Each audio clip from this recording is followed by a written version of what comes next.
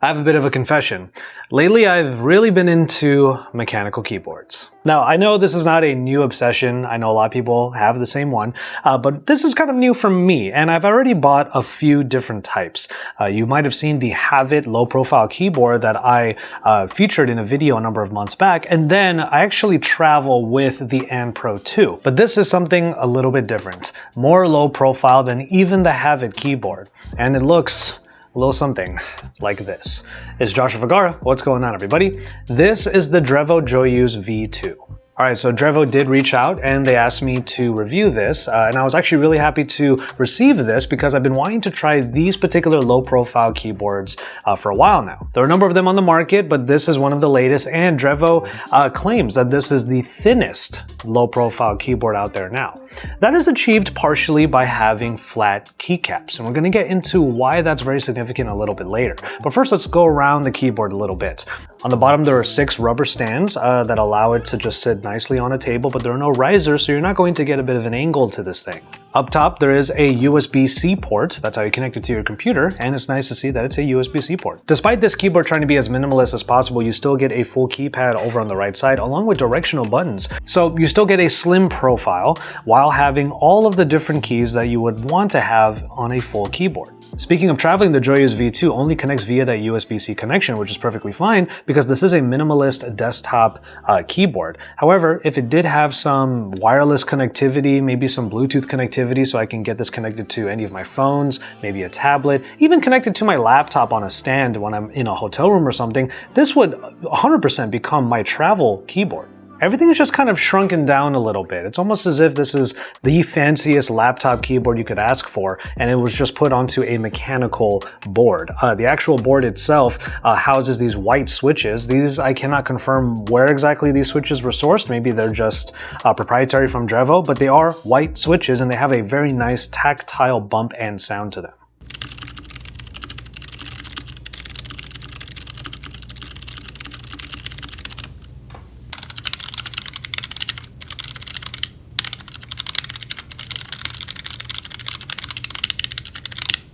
As far as lighting modes go, they keep the theme of white across the board. There are a lot of different lighting patterns on here, including your standard solid. There's also breathing patterns, wave patterns, even line-by-line patterns, and then of course you can make the keyboard just react to your actual key presses. I haven't had any problems with stuck keys, and as far as tactile feel is concerned, you still get that nice bump and sound, and I have not had any of these keys feel very squishy. I know that some people have had that problem with low-profile flat keyboards like this. Now, I make a distinction by saying low-profile flat keyboards. I do have low-profile keyboards in the form of these affordable Have It keyboards that I've used not only in my office computer here, but also at my computer back at home. But what really changes the experience here, especially when you're considering the DREVO Joyeuse V2, are the keycaps.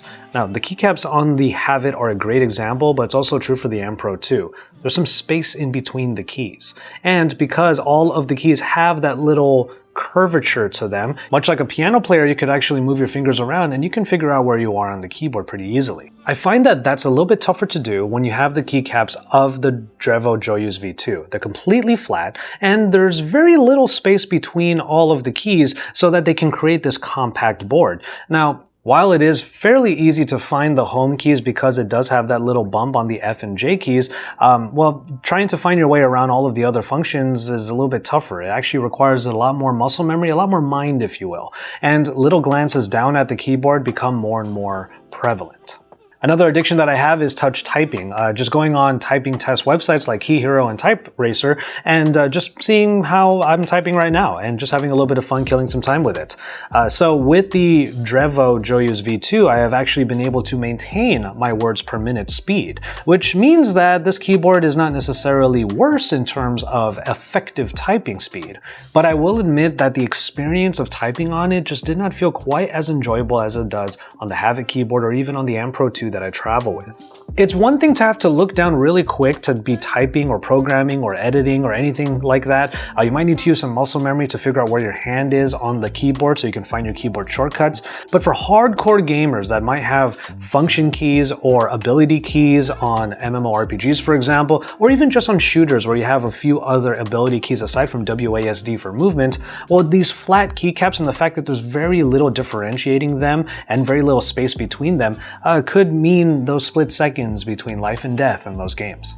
So I wouldn't necessarily classify these solely as low-profile keyboards. Instead, I will call keyboards like this low-profile flat keyboards. After all, they're literally flat. Like, that's what they're trying to do, to keep them as low-profile as possible. It's not that much shorter than the Havok keyboards, but you do get a more minimalist design, a sleek-looking design, and this is really easy on the eyes, even if for some people it may not be as easy on the fingers. Don't get me wrong, the experience is still enjoyable. I can still type very fast on it. But on the list of mechanical keyboards that I have, where all of them are enjoyable, this one just falls a little bit lower on that already high list. But if you do want to check out low-profile flat keyboards like this, the DREVO Joyeuse V2 is available on Amazon for a pretty affordable price, and you can find it in a link down in the description below. It is an affiliate link, so if you do buy it using that link, you are helping me and my channel out a little bit. I'm happy to be able to review things other than smartphones once in a while, and keyboards are kind of a niche thing, but you know what? They're really enjoyable, and honestly, I actually adore typing. Get into the comment sections, let me know what type of keyboard you use if you're a mechanical keyboard nut like me, and what your word per minute speed is on stuff like TypeRacer or Key Hero. Let's see what it is. On a good day, I average usually around 120 to 130. But in any case, look forward to more videos. Drop some likes on those videos. Subscribe to my channel once again if you haven't already. And then until my next video, I would just remind all of you to enjoy your tea, everybody.